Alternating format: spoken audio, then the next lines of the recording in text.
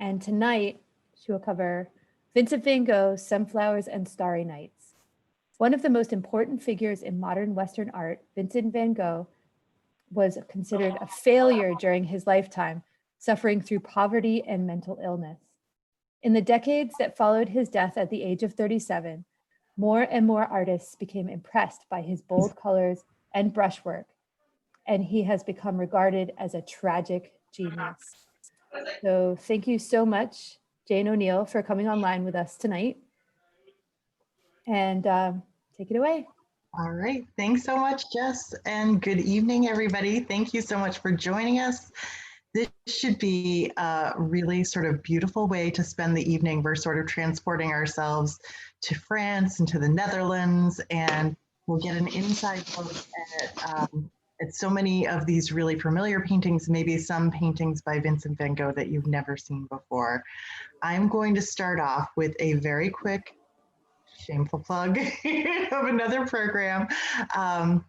This is tomorrow night. As many of you know, I really love Norman Rockwell. And so my sister-in-law, who is a jazz vocalist and a professor at Berklee College of Music, she is going to lead a sing-along, and then in between songs, we're going to look at Norman Rockwell's images of the season.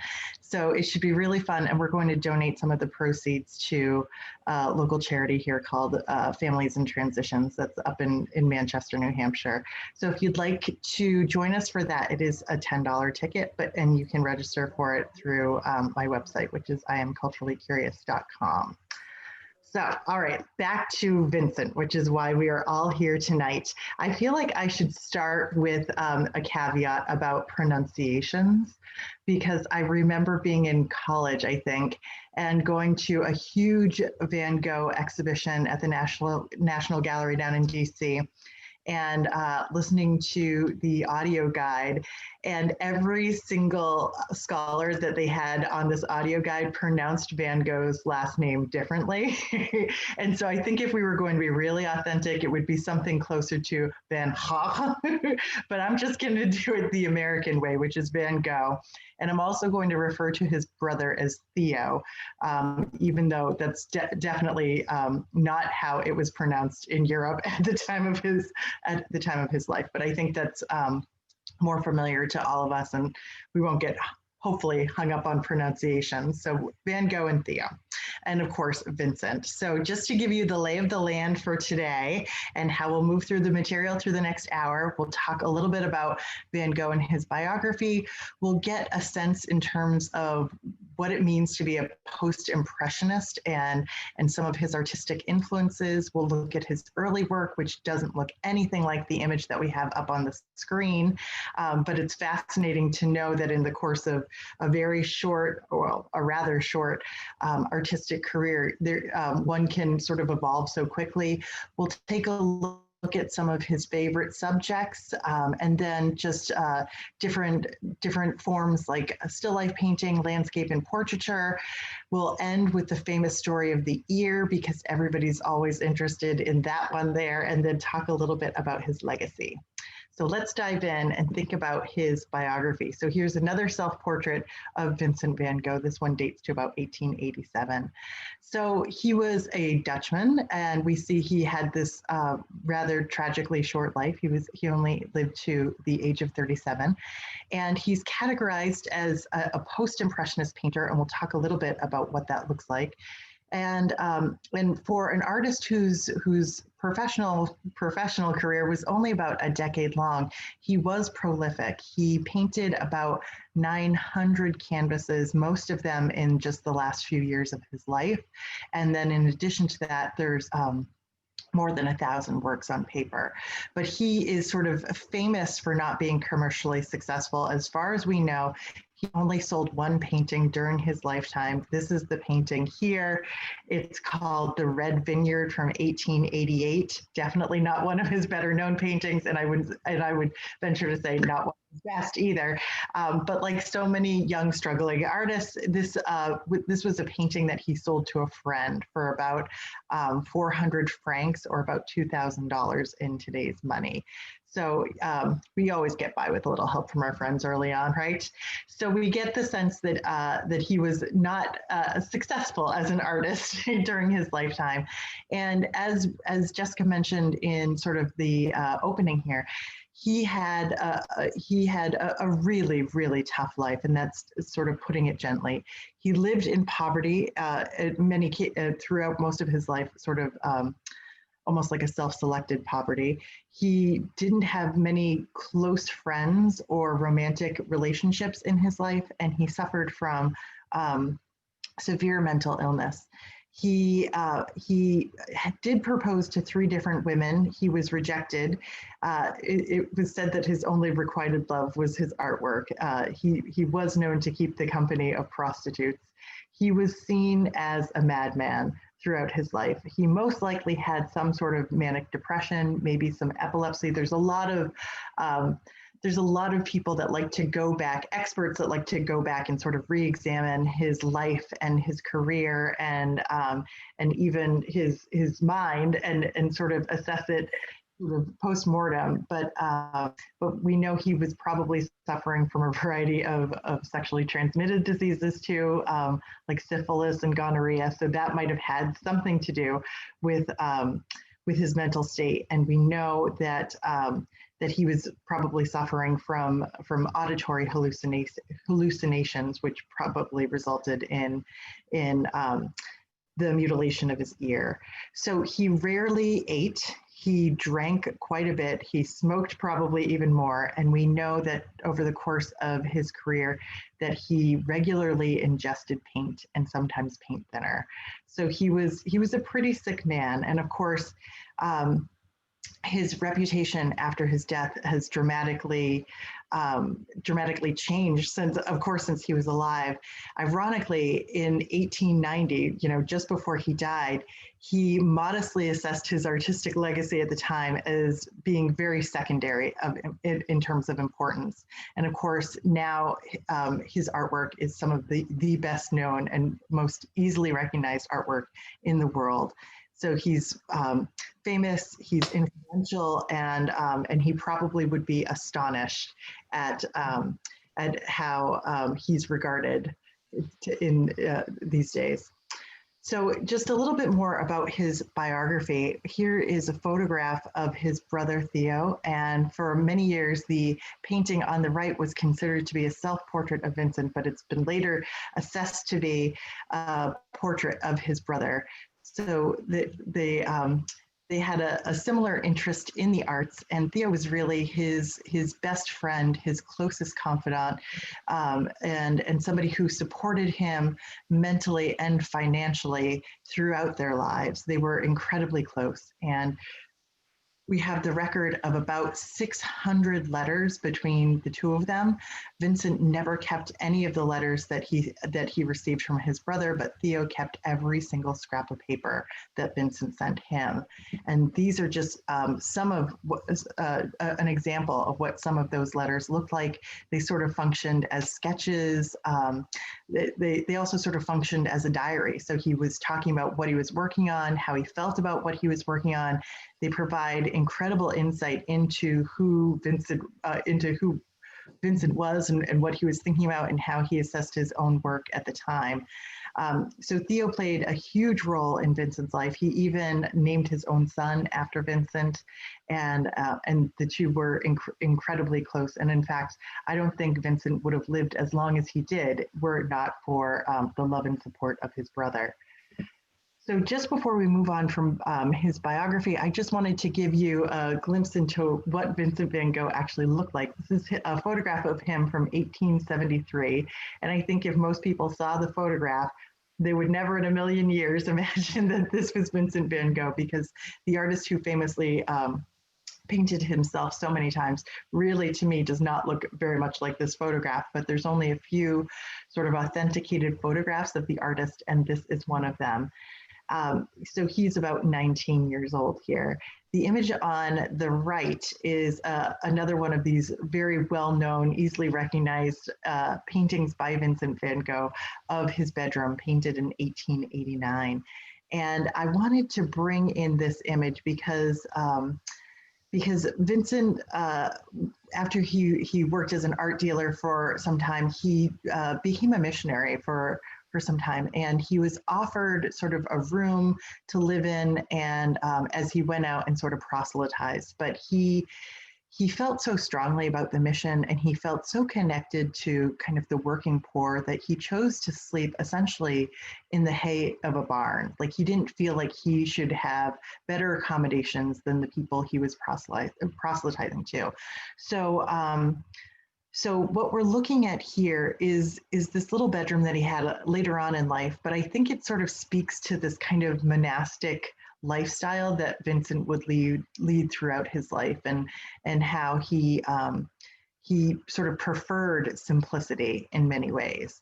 And we could get into the artistic elements of this picture too, but I think that speaks to that part of his life. So switching gears sort of quickly here to post-impressionism and thinking about Vincent van Gogh's influences, just so that we can best understand what we're talking about when we call Vincent van Gogh a post-impressionist and what that means. I'm just going to give you a quick sort of introduction to post-impressionism and sort of a guide to understand it better. So the image that I have on the left is a painting by the impressionist artist Claude Monet. It dates to about 1868.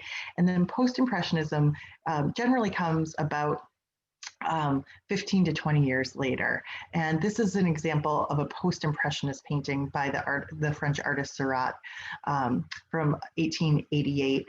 And so what you see with Impressionism is this kind of loose brushwork.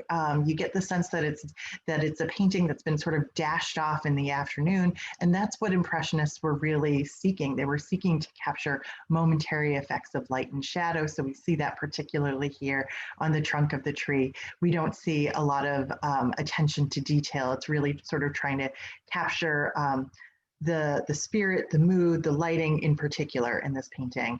But when you come to post-impressionism, you have the next generation of artists who were really influenced by Impressionism, but they wanted to create, they wanted to apply more structure to what the Impressionists were doing.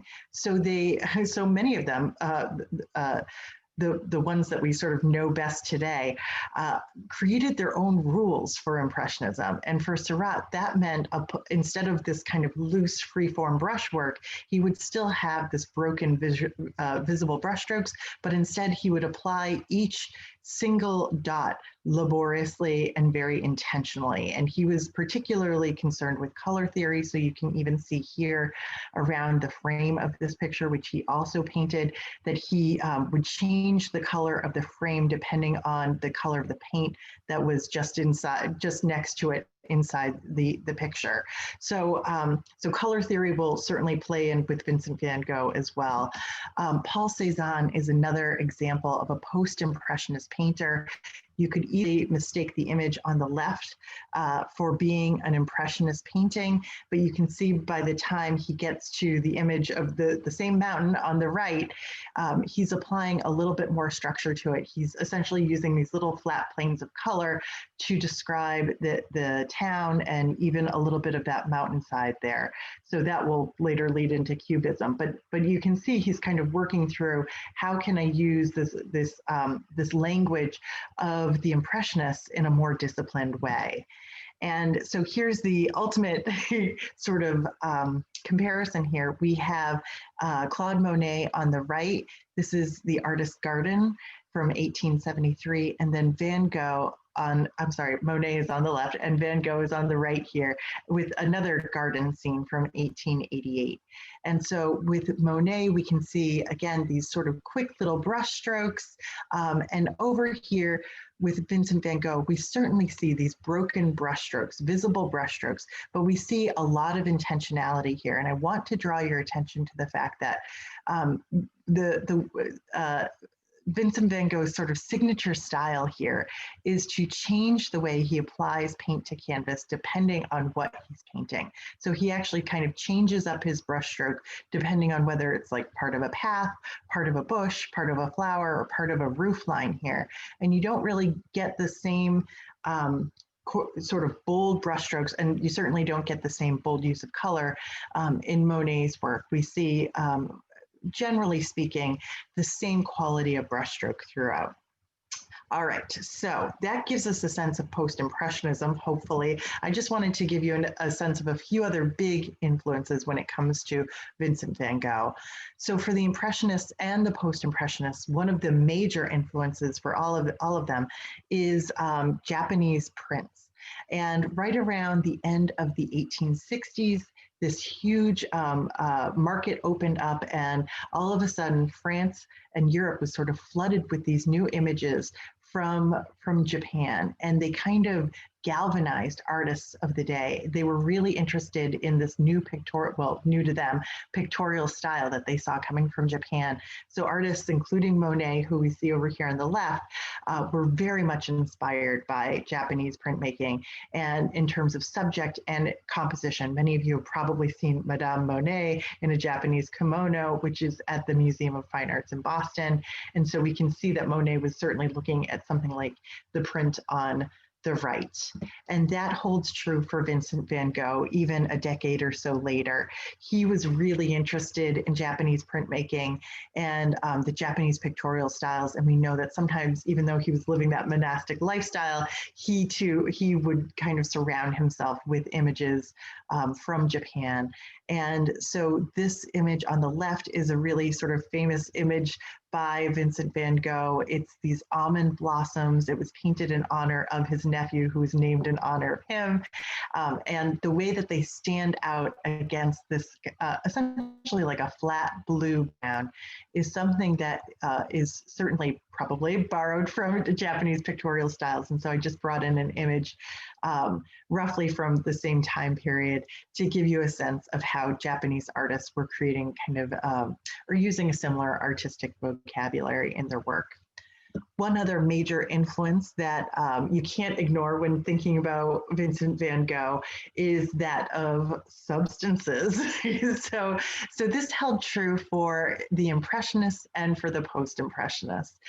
The image on the left is an Impressionist painting by Edgar Degas, and it's called The Absinthe, or the Absinthe Drinkers. And so right here, this kind of pale green drink over here, which was said to have hallucinogenic effects, was a very strong cocktail that could essentially put the drinker into a drunken stupor. And that's what we see with these figures over here in the Impressionist work. The image on the right is a sort of unusual, I think, portrayal of Vincent van Gogh. This is by the artist Toulouse-Lautrec, and it dates to 1887. I say it's unusual because it's like a portrait, but I feel like Van Gogh is turning as far away as possible from the artist who's portraying him, revealing almost nothing here. But we see him with a glass of absinthe right in front of him. So so I bring in this picture to remind you that that he was, ingesting substances that were not good for him physically and mentally for a great deal of his adult life. And then I think that can be sort of reinforced by a picture like this one that he painted called The Night Cafe, which dates to 1888. And we're so lucky because it's here in America. It's down in Connecticut at Yale.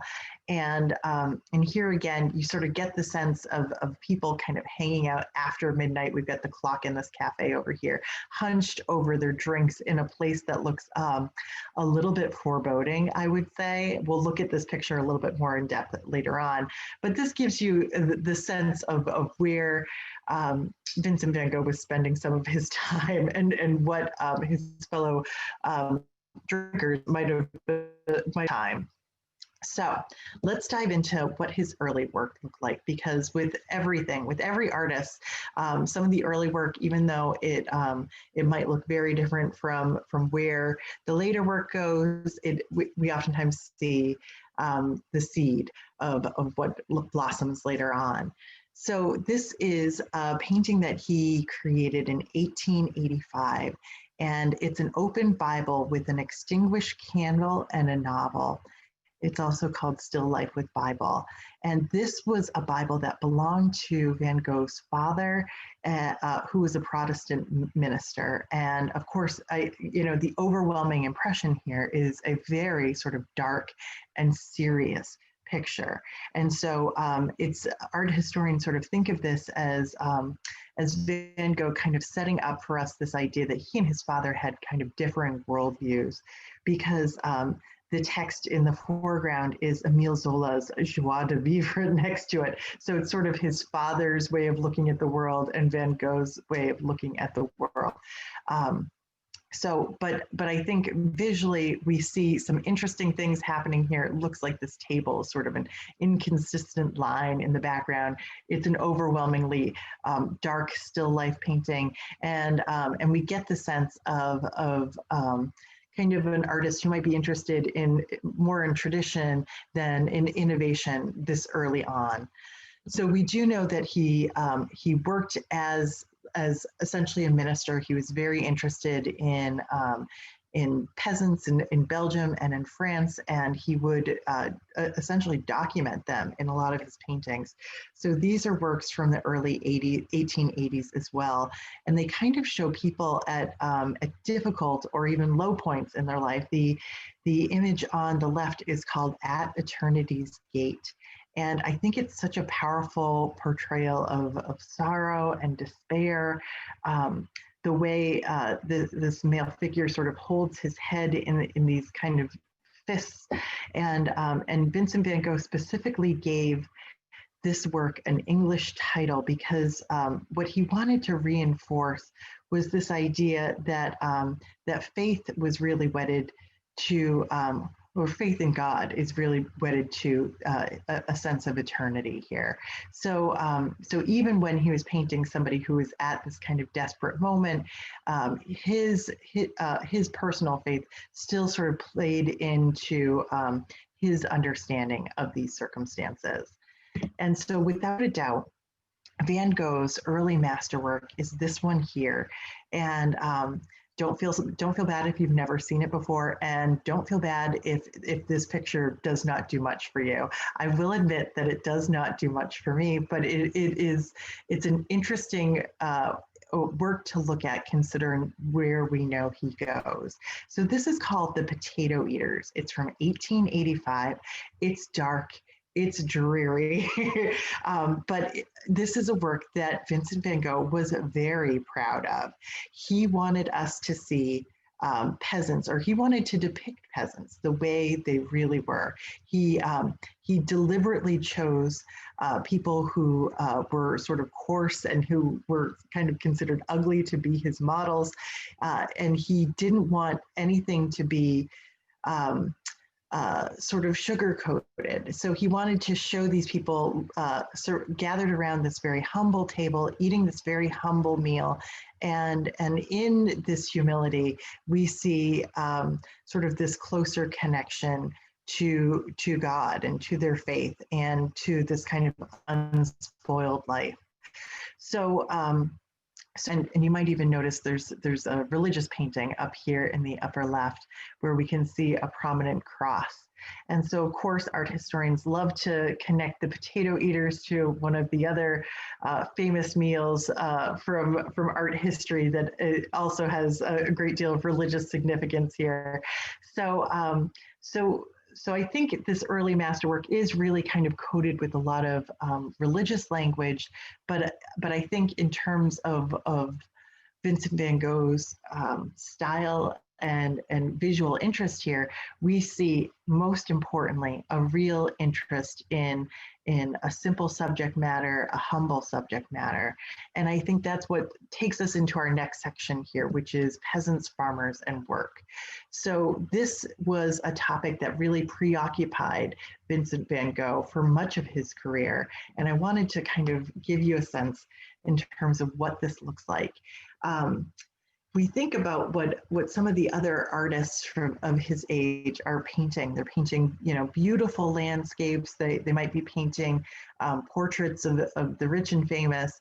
And Vincent van Gogh was really committed to showing kind of work and labor and and in some ways making that work in labor seem kind of heroic. If we look at these works here, they're framed in such a way to give some stature to the subject. So the image on the left was painted by a French artist named Millet, who was painting right around mid-century, right around the 1850s. And he was a realist artist. He was also really committed to painting farmers and laborers and peasants. And he was a source of great inspiration to Vincent van Gogh. Van Gogh would actually get black and white reproductions of Millet's work and then go from there. He would sort of use the same composition and then reinterpret it with what seems like a much more wild color palette when you see the two of the works together. But here we have kind of an anonymous laborer doing sort of God's work here, striding forward, looking very powerful, and Van Gogh is in every way quoting this earlier artist, but we can see he's using these signature brushstrokes, and we begin to see this real interest in color theory. And that is, of course, taking the traditional color wheel and selecting two colors that are opposite each other on the wheel. So oftentimes we'll see like yellows and purples, or yellows and blues, or greens and reds, that sort of thing.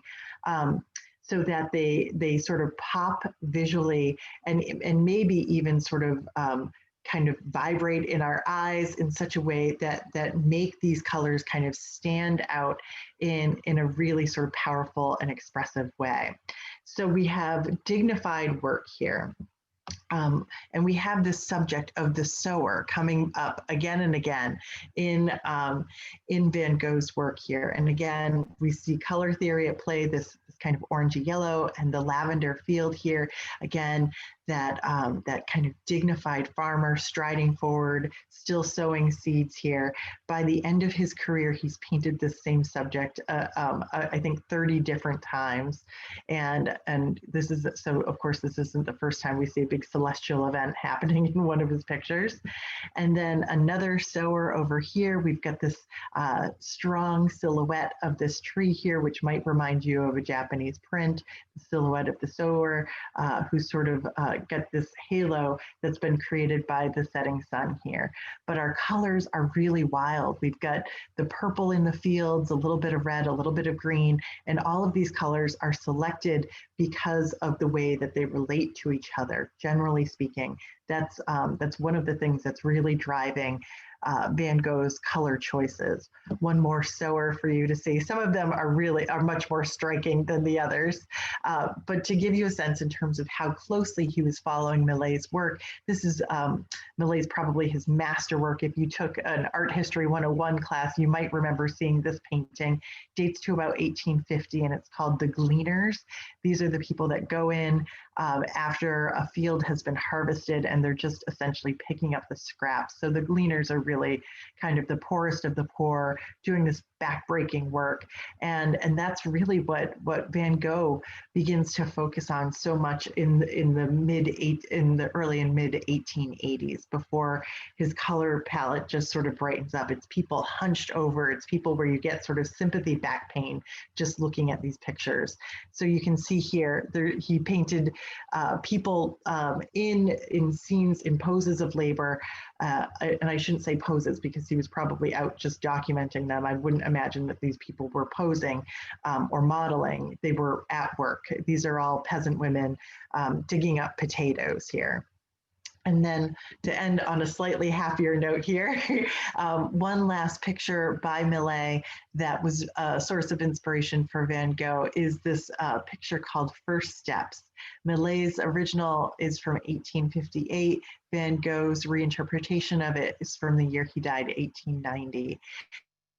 And so it's a scene of a young peasant family where the father has dropped his tools to open his arms to his young child who's taking the first steps.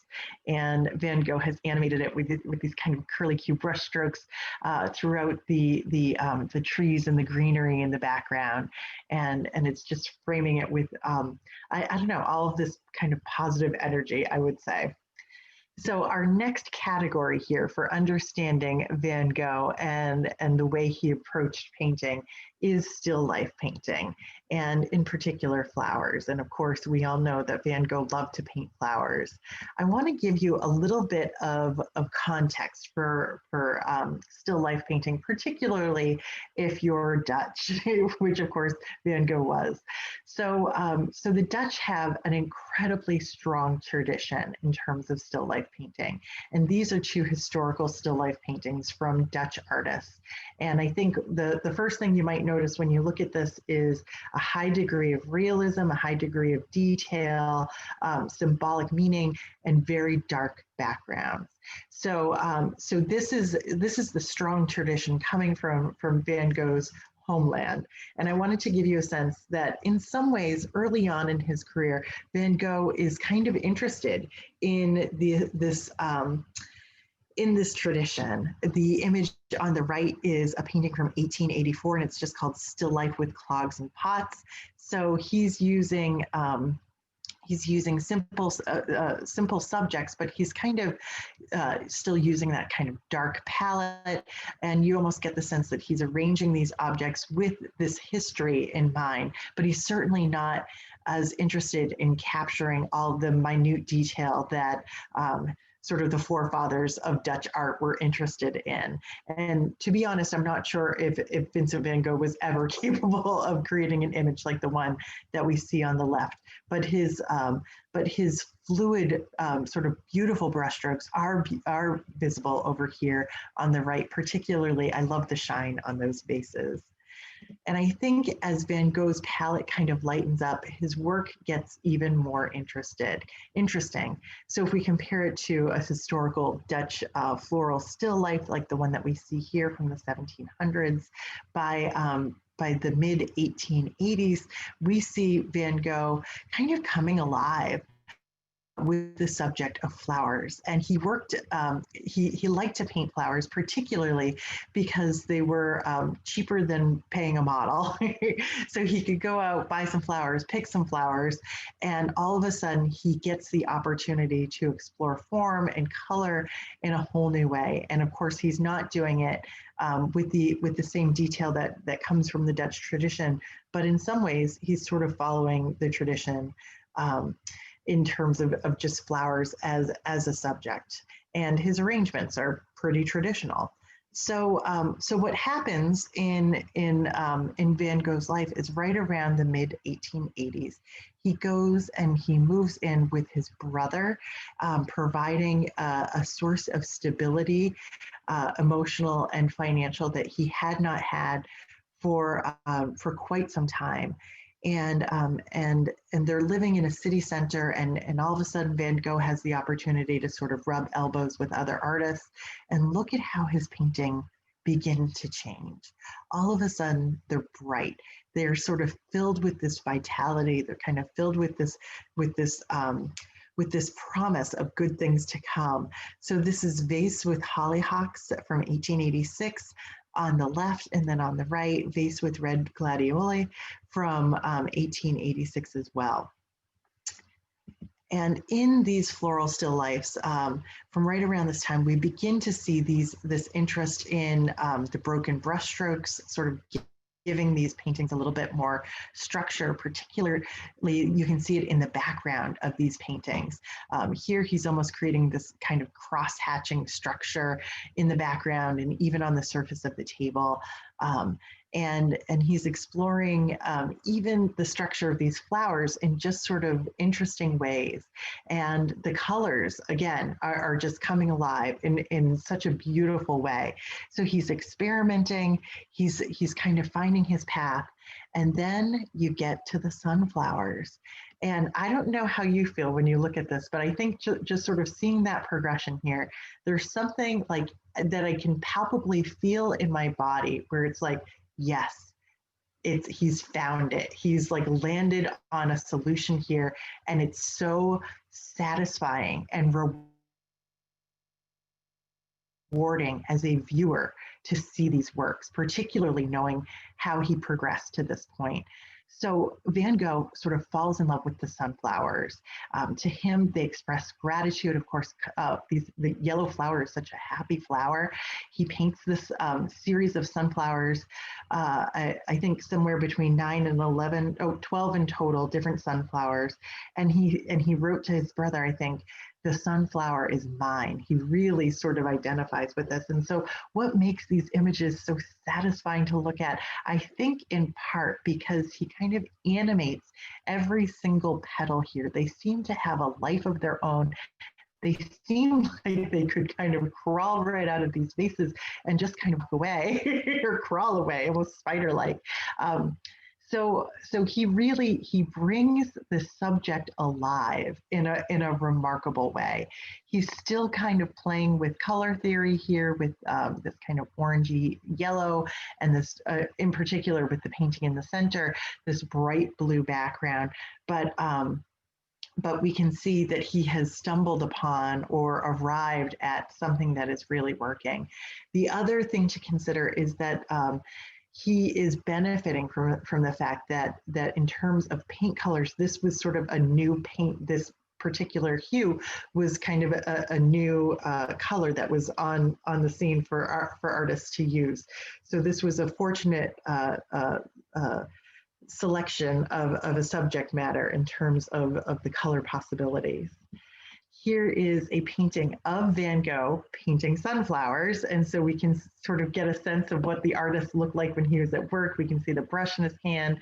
This would be the canvas that he's working on. And this would be, essentially how close he sat to his subject. The artist here is his friend, his sometimes friend, Paul Gauguin. This was painted in 1888. A little bit more about his relationship with Gauguin as this goes on.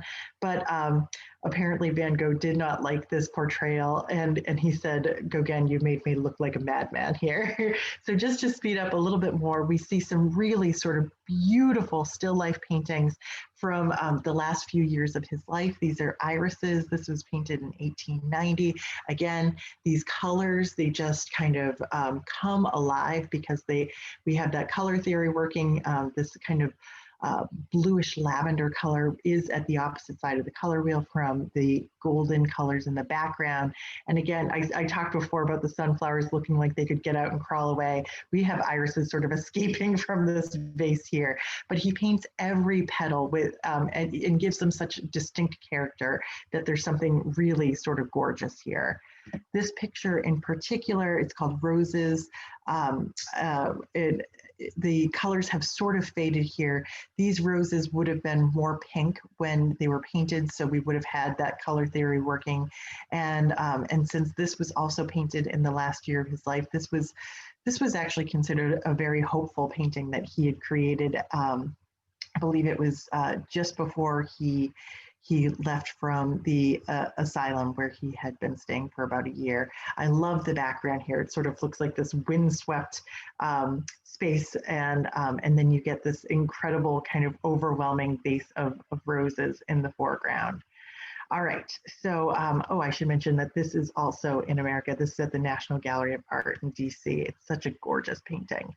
So, so I also wanted to quickly go over still lifes with you, or I'm sorry, landscapes, because of course, Van Gogh is so well known for his landscapes. And again, I do think that the Dutch traditions sort of come into play here. We talked a little bit about the influence of Japanese printmaking, but here is an image. This is actually from my hometown museum up here in Manchester. This is a historical Dutch painting from about the 1600s. And what we see here is a tree that's sort of silhouetted and a path leading into the distance towards a little town. And it's sort of like this dead or dying tree over here that would have had some religious significance at the time. And then we see Van Gogh sort of doing something similar with this dead, dying tree silhouetted against the sky and a path leading us back to these buildings in the distance. So he was probably really familiar with Dutch traditions in terms of landscape painting, but certainly the Impressionists were hugely influential on him as well. So the image on the left is painted by the Impressionist artist Sisley, dates to 1878. I love putting these two pictures together because it almost looks like the suspense sort of continues from one picture to the next. But with Sisley's painting, we get the freedom of those brushstrokes. We get the sense that that you have a momentary impression of being out on this wheat field on a windy summer day, and there's a looseness and a freedom to it. And then we move over to Vincent Van Gogh's painting from 1888, and we see it's all structure. Every single brushstroke is very intentional in its direction. All of the color choices are very intentional as well. The mountains here in particular sort of playing off of the greens and golds in the foreground and the middle ground. So, so we have that structure that Van Gogh loves so much, and these pictures are also really just stunning in terms of the labor involved with them, but also the color choices. This is another beautiful garden scene that he painted in 1888. And we've got this beautiful path that leads us into the middle distance here. And I just love these little red brush strokes that sort of, they almost function like little footsteps leading our eye back. But I think that this is another great example to show you how he changes up his brush strokes depending on what he's painting. If it's a rock wall in the distance, if it's these red flowers in the foreground. And again, his color choice here is always just so gorgeous. I feel like we've got those irises right here in the center of this picture. And just one more landscape painting that I couldn't resist showing you. This is also from 1888. It's called Peach Trees in Blossom. And the colors are just so beautiful. It's a breathtaking picture. And so we see that he's really kind of come across he's found his own style and his own system or his own structure to impose on Impressionism, to create images that have a real sort of impact. They speak to the natural world, but they also kind of speak to, I think, our souls in some way, just because I think the brushstrokes and the color choices are so expressive. Now, before we leave landscapes, I do want to connect his work back to that French artist Millet one more time, the artist who was working right around 1850. And in addition to the subject choice of the sowers and farmers and peasants, Millet created some really interesting scenes that are set at nighttime with interesting celestial things happening as well. This huge moon hovering in the picture on the right. This sort of looks like a double aura, double rainbow happening in this dark sky in the picture on the left. So these are kind of stunning paintings, I would say, for the time. You don't often see too many night scenes like this, particularly with such a stunning effects happening in the sky.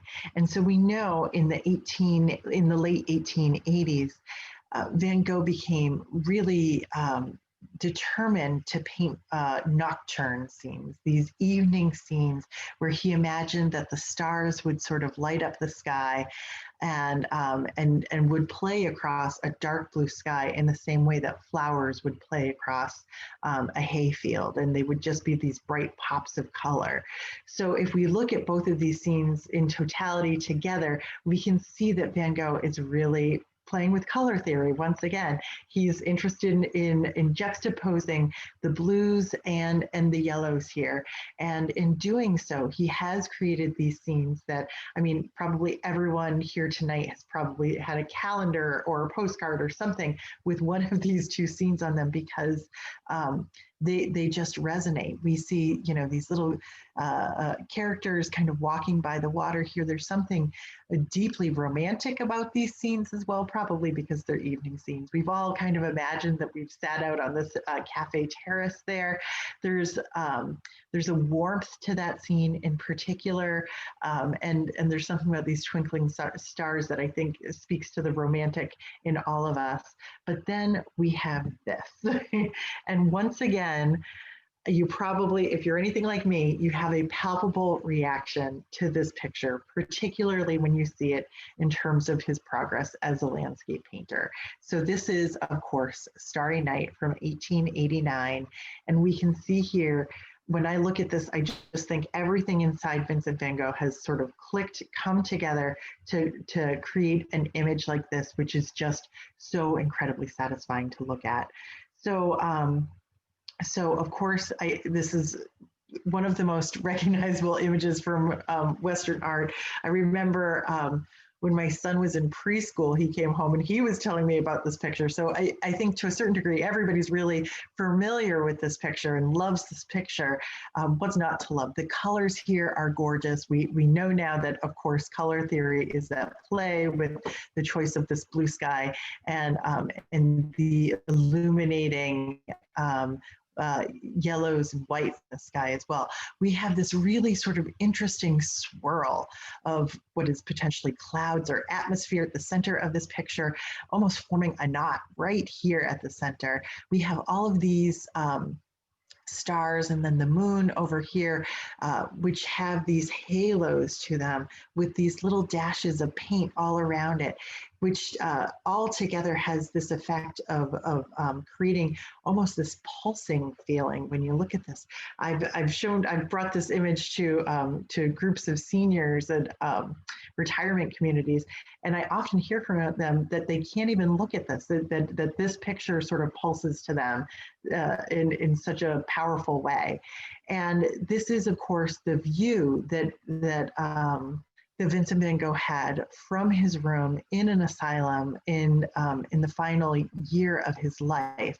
It's an invented view. We know he created many studies of this view. We know he invented the town that's here, but the town plays, that town it wasn't in his particular view, but the town did exist. And the town plays such an important role here because the spire of that church sort of unites the sky and the landscape here. And that's kind of echoed in the shape of this large framing cypress tree over on the left. So there's all these kind of rolling elements in here that have such a wonderful sort of effect in terms of this movement, this motion in this scene. And this is another picture where people with a certain set of expertise go back and they apply their knowledge to what was happening in terms of astronomy at the time. And we do know that the moon wasn't right for the time that it was painted. So we know things like this is an invented image. And it wasn't necessarily the way Vincent van Gogh was seeing the world. I do remember that he wrote to his brother that he wasn't really satisfied with this painting, and he called it, I think he referred to it as being a study. So I just wanted to show you a few lesser known works that I think relate really well to Starry Night too, and they are all painted from the last year of his life. We have this kind of interesting moon hanging in the sky. We have another perhaps star or sun with a halo around it. I love this picture over here on the left. It's called Couple Walking Among the Olive Trees with the crescent moon. The colors here are just beautiful. I love the peach up against this sort of turquoise in the sky. But the figure here in the foreground, I can't help but notice that that it's a man with an orange beard, and so you sort of wonder if Vincent van Gogh was sort of romanticizing about or fantasizing about what his life could sort of be like at this time. And then some of his late landscape paintings have this really sort of dark, powerful sky to them. This is one of my absolute favorite paintings by him because this church that he painted, this is from 1890 as well, the last year of his life, and this is at the Musée d'Orsay. this church, I always just felt like could come alive like a spider and just kind of walk away, and that there's something so dark and so foreboding about the color of the sky, and even the brushstrokes that kind of animate that sky as well. It's a really, really striking picture to me. It sends shivers down my spine, in fact. And then this picture here called Wheat Field with Crows. I know people have a really visceral reaction to this picture as well. This is one of the last landscapes that he painted. It's from 1890, and we get the sense that that again, we have this dark sky here, and that the wind has just come through and shaken up all this wheat, and that the crows have just risen up here. We have a variety of paths we can sort of imagine moving down. None of them sort of more inviting than the next, but this is a picture where the brushstrokes are huge, they're bold, they're very visible, and we get the sense of all the gesture and the power that sort of went into creating something like this. So, so like I said, this is another one that tends to evoke a very strong reaction in the viewer. All right, so you can't talk about Van Gogh without talking about portraits, and I know we're running a little bit short on time, so I'll move through this sort of quickly. Some of his earliest portraits of peasants were sort of, in their own way, kind of modern masterpieces. I think he was really interested in these bonnets that the peasant women were wearing, but again, he was kind of seeking out non-traditionally beautiful people and focusing on, you know, the asymmetry of their faces in really sort of a loose kind of modern style. But we do see here from this series of paintings of a man who owned an art supply store. His name is Père Tanguay. We see beginning on the left that Van Gogh had mastered a roughly naturalistic style. It's still sort of loose brushstrokes, visible brushstrokes over here. And as we progress through time, we see Van Gogh's color choices getting much more bold, and his brushstrokes getting even more bold as well, to the point where you see, like, you feel like you can see almost every thread in the jacket and in the pants. And we also see that this art supply or art store owner is also surrounded by these Japanese prints that we know Van Gogh loved so much. So Van Gogh would go back to the same subject many times, and I think you could probably make the case that he did so because he didn't know too many people. He didn't have many close friends. So this is the wife of his friend, the postmaster. Obviously, he went back and repainted this picture several times. And again, this picture is all about color theory as well, the greens and this orange in the background. This is a picture that's referred to as La Berceuse because this is a woman who is rocking a cradle. That's what this rope is in her hand here. I would say that these aren't necessarily the most flattering paintings I've ever seen, particularly with these kind of pale green, pale yellow complexions over here. There's something sort of sinister about them, but these are really sort of stunning compositions and stunning in terms of the color choice as well. And I think he loves this sort of flat pattern background as well. All right, so moving through, let's get to a few other, these are, we'll talk a little bit about Dr. Gachet in a little bit, but these are portraits, a first and second version of a portrait of Van Gogh's doctor before he passed away. So this was somebody who was helping him with his mental illness, and we can see this sort of classic melancholy expression from the doctor here, who's got a foxglove in the foreground in his hand on the right, and foxglove there was a drug that was used to treat mental illness that was derived from foxglove. So it's probably why it was selected there. But the pose, the expression on the face is really meant to speak to the fact that Dr. Gachet was also a very melancholy figure. And Vincent van Gogh wrote to his brother that he sort of felt like at first it was the blind leading the blind. He was sort of like, how is this doctor supposed to help me at all? Van Gogh, like other Dutch artists like Rembrandt, subscribed to the grand tradition of extensive self-portraits.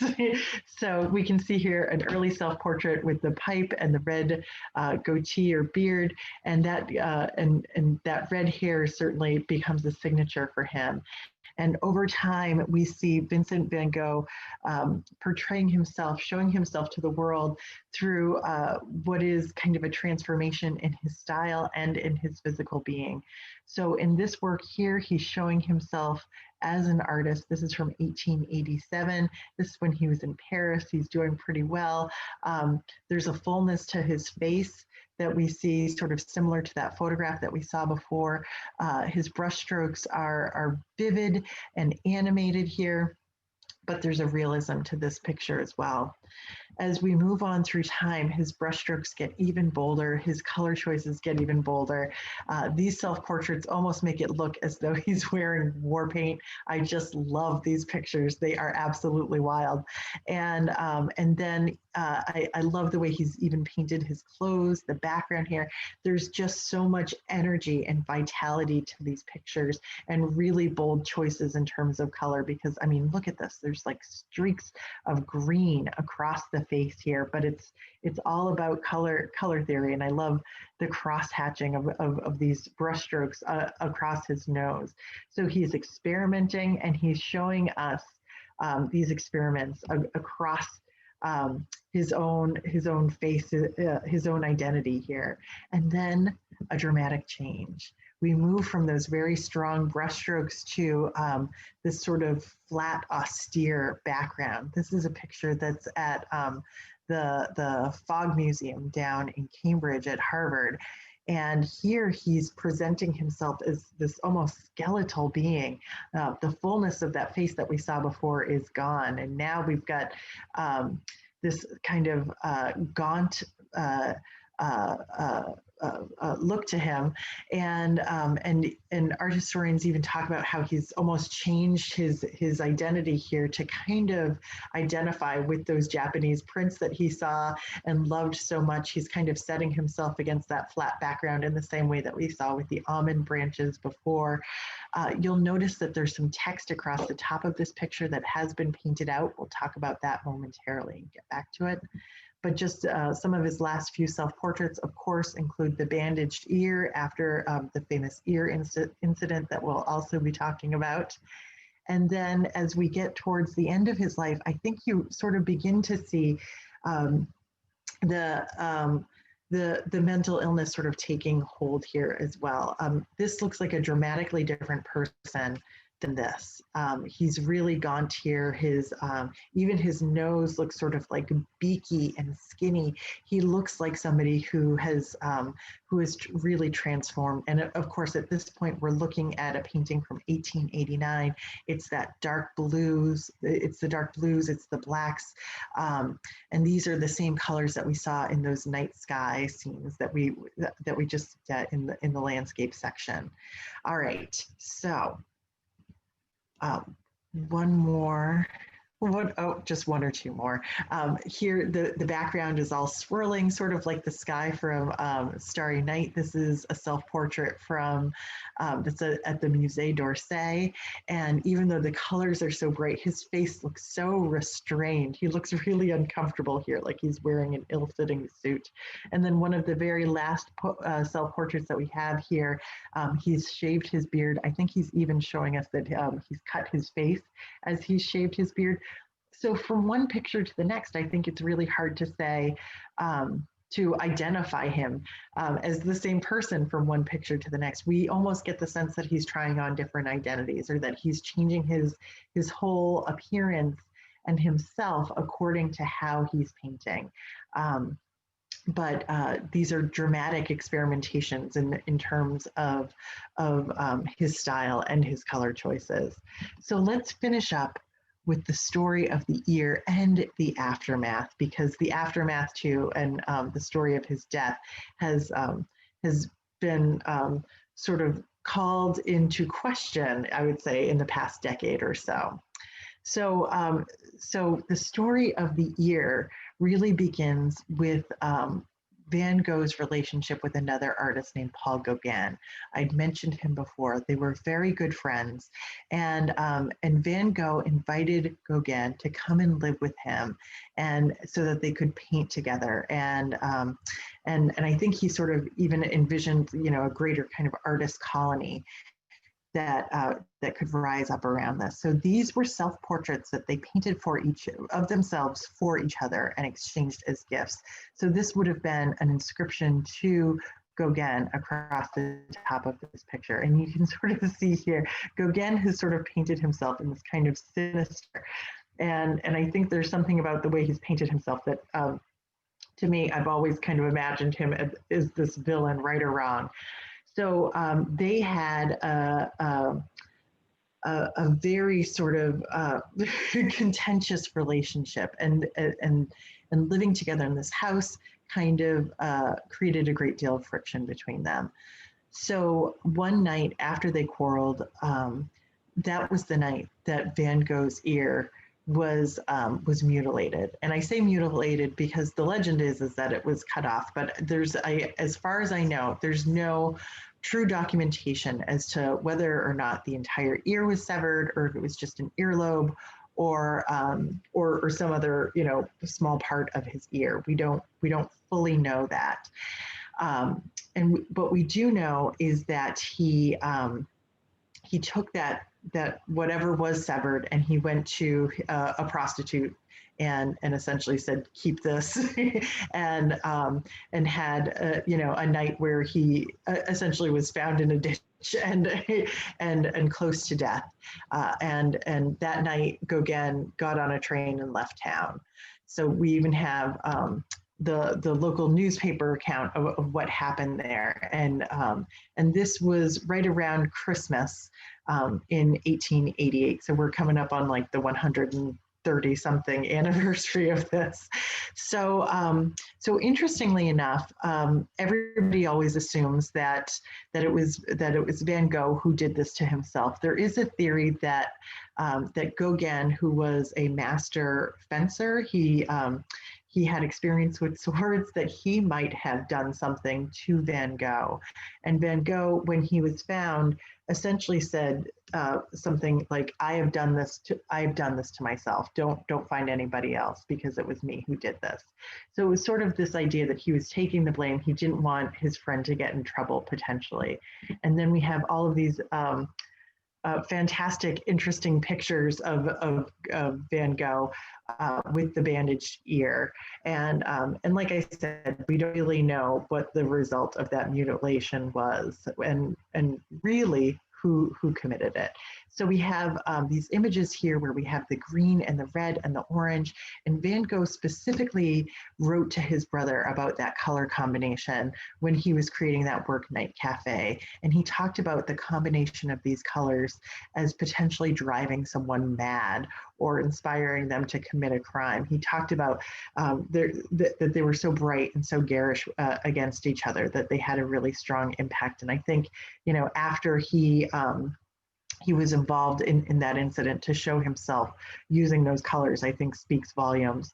So within a few months, he was at an institution, an asylum. And he lived there for about a year. And these are depictions of that asylum. It was only about half full when he was living there. So he sort of had the place to himself in many ways. He would go outside and paint en plein air. He had a bedroom upstairs and a studio downstairs.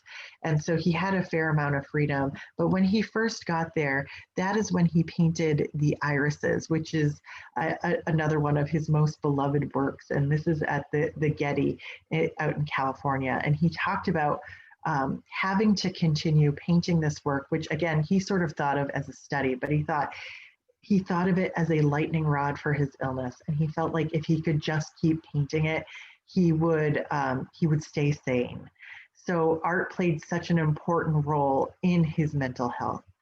So we do know, of course, he dies tragically at the age of 37 in 1890, and it has always thought to have been a suicide up until about the past decade, when two Pulitzer Prize writers sort of add into a 900-page book that they wrote about Vincent van Gogh in a little appendix that maybe this could have been a murder, because we do know that in the small town outside of Paris where Van Gogh was living at the time, there were a group of teenage boys who essentially pulled pranks on him and hung around with him, but kind of bullied him and tortured him, even though he was the adult and they were the teens. One of them liked to dress up as a cowboy. He had a little gun that would misfire quite a bit. And so the thought was that he may have accidentally shot Vincent van Gogh instead of Van Gogh shooting himself, because he was shot in the abdomen. He walked a mile back to his room, and it took him 29 hours to die. So it doesn't seem like the most efficient way to kill oneself, although there were plenty of things that he supposedly said upon his deathbed that might indicate that that he had done this to himself. He did actually say, I've done this, don't look for anybody else, but it could have been like what happened with Gauguin, where he was maybe deflecting, trying to protect someone else, because certainly he was battling mental illness, and so potentially he could have thought, somebody else has done this, but this is the chance to end the suffering. And so he supposedly said to his doctor, don't heal me, because then I'll have to do this again. As he was dying, he said to his brother something to the effect of, will this suffering ever end? We do know that a gun was found in the field where he was thought to have been shot, and that gun was just auctioned off last year, and it went for $182,000, even though it's not proven to be the gun that killed him. It was thought to be. And so Dr. Gachet, his doctor, was one of two doctors that went to his room and tried to help him over the course of his suffering before he died. And Dr. Gachet was an artist himself, and he actually portrayed Vincent van Gogh on his deathbed. So this is actually the closest we get to seeing, as far as I understand, the closest we get to seeing that mutilated ear. And this is what Vincent van Gogh looked like as he was lying there in his bed. We do know that he went through periods where he could, sort of sit up and smoke while he was, after he had been shot before his death, but he also was experiencing a great deal of pain too. So Dr. Gachet captured him here, and Dr. Gachet said, at Vincent van Gogh's funeral just a few days later, that Van Gogh was an honest man and a great artist who had only two aims, art and humanity, which is such a good reminder and a good way to finish up. Van Gogh's little brother, Theo, died just 6 months after Vincent van Gogh, and his new wife and their young son are really credited with taking care of Vincent's artwork and establishing his legacy as an artist, and ultimately establishing the museum where a great deal of Van Gogh's artwork still exists. So if we think about Van Gogh in popular culture, I mean, everybody's heard his name. There's so many different products with his images attached to them, and they're sort of ubiquitous and they're familiar. And they're still so lovely. I think people with sort of any level of experience with the art world are still really drawn to these images for some reason. And then sadly, there's still a lot of people that don't think about, or a lot of products being made that don't think about or speak to Van Gogh's own humanity. And there's a lot of jokes out there about the ear and the mutilation there. It goes on and on and on. I can't believe how many products are out there that kind of joke about that. It's a strange thing. But we do know that he is one of the most beloved artists that that there ever was, really. So in terms of museum visitorship, his museum, the Van Gogh Museum in Amsterdam, is one of the top 30 visited museums in the world. And out of those 30 museums, that is the only museum that's dedicated to a single artist. And the image of the postman that we see over here on the right, that sold for $123 million. It was purchased by MoMA about 100 years after the death of the artist. And in grand total, I believe that I think 9 of his most recent paintings that have sold have added up to about $900 million over the past decade or so. So there's this kind of never waning interest and love for his work. And I think part of it is the allure of that tragic artist, the artist that wasn't successful at all during his life, but his reputation sort of blows up after his passing.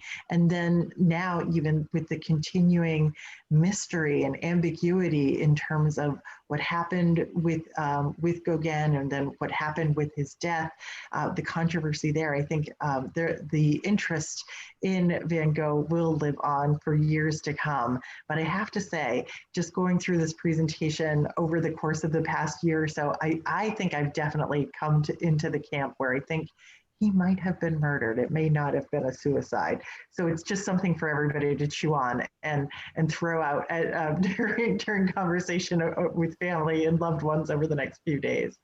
So I will wrap up there, and I welcome any questions or comments anybody might have about Van Gogh or anything we've talked about tonight. So thank you, everybody. Thank you, Jane. That was wonderful. We've had a bunch of really positive comments about your presentation, as usual. And thank you again for coming online with us. We do have some questions. My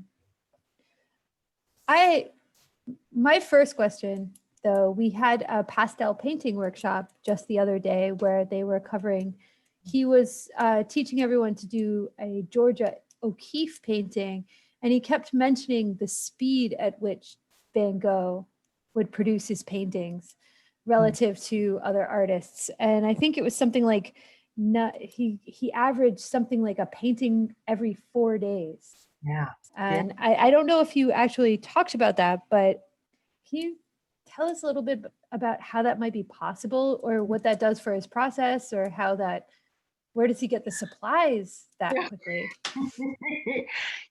Those are really, really good logistical questions, Jess. And I think, I go back to his brother being a benefactor, and I think he was really only working at that speed in the last year or so of his life. Okay. It's really from 1888 to 1890 that he becomes so prolific. And I think you could extrapolate a lot from that. I mean, that's probably when his mental illness was most severe. And I think that you could probably make the case that creating artwork sort of helped to ease that in some ways, or provided as a distraction, or it channeled it, or it was, like he said, a lightning rod for the mental illness. So I also think that, the more you paint and the more, it's like practicing anything else. It's like you get better and better. And so you can see sort of like he was like flexing those muscles, and he was getting better and better. I think, towards the end of his life, when you see those things like Starry Night and the sunflowers, and you see, the things, everything's sort of coming together in this really sort of tight and satisfying way, you can see that all of that practice has really been paying off. But those are excellent questions about process, and then also, the logistics of the finances too. And then knowing that he painted 900 paintings over the course of his life, I still don't quite know where they all were when he died, and how his brother's wife was able to hold on to so many of them, and then help to promote him so well after he died, and keep so many of them for the museum as well. So there's a few good logistical threads that I should pick up there, or if anybody wants to delve into that over the next few days. And then I am very intrigued by the backgrounds. He never uses the traditional backgrounds. He uses something very fanciful to, and Yeah. do they all have some significance to the subject of the painting? Oh, like in the Postman here. Yeah, yeah. Or there's another one, I think some slides back, maybe. Yeah. I think that might have been a wallpaper that I think we saw Oh, okay. All right. Yeah. in the depiction of his wife too. But it's been abstracted out here too. And it's interesting that he chose it because I mean, he certainly could have painted a flat colored background here, but we get these kind of swirling tendrils, which, would remind anybody of Starry Night here as well. And even the way the beard sort of curls, we get that same sort of effect. So, I mean, everything's a choice, everything's a construction, and it's always fun to kind of speculate as to why he made the choices he did. Mary asks, where did he live in France? Oh, Mary, you're going to test my my knowledge of geography and also my horrible French pronunciations. He was in Arles, France, when he was living with Gauguin and the incident with the ear took place, and he was in Auvers. At the end of his life, I believe he lived in Paris with his brother right around the mid 1880s, and then he spent some time in Belgium too before that. So he moved around a fair amount. Yeah. How much of his work was done in the asylum, and is there a difference in style? We saw the difference in the irises a little bit. Yeah, I would say I did have that statistic right handy before in my notes, but offhand, I would say that's where he was extremely productive there. Like I said, he had a studio on the first floor of the asylum, and I would say some of his best work was painted there. Some of those later still life, those floral still lifes that we saw were painted at the asylum, including the irises in a vase and those pink roses. So, but again, it's also just a point in his life and at his career where he had been practicing and kind of flexing his muscles. So, so he had gotten to a really great point in terms of his talents and his skills. But I think, and of course, Starry Night was painted while he was there. So I think it's safe to say some of his best work was done at that asylum. And I think that there was a sense of safety, certainly while he was there, but we also know over the course of that year, he had several relapses, which were severe and painful for him. So it wasn't just, a steady sort of upward trajectory. I think like for many people with severe mental illness, it was a little bit of a roller coaster. Such a tragedy it's such a message for how we treat people with mental illness, really. And I know I actually have seen him in the Musée d'Orsay, and it's such an amazing experience when you come face to face with these paintings. But is there a large collection elsewhere? Where in the States is there a large collection? Yeah. I mentioned Night Cafe is down at Yale, and we saw one of those self-portraits, the one with that flat sort of jade green background. That's at Harvard. I think there's probably like one or two, there's probably like one strong painting in most major museum collections in the US. So I'm thinking like the Met or Brooklyn or the MFA, and maybe a few like less significant works or works on paper, but it seems like the bulk of them are still in the Netherlands at the Van Gogh Museum. Okay.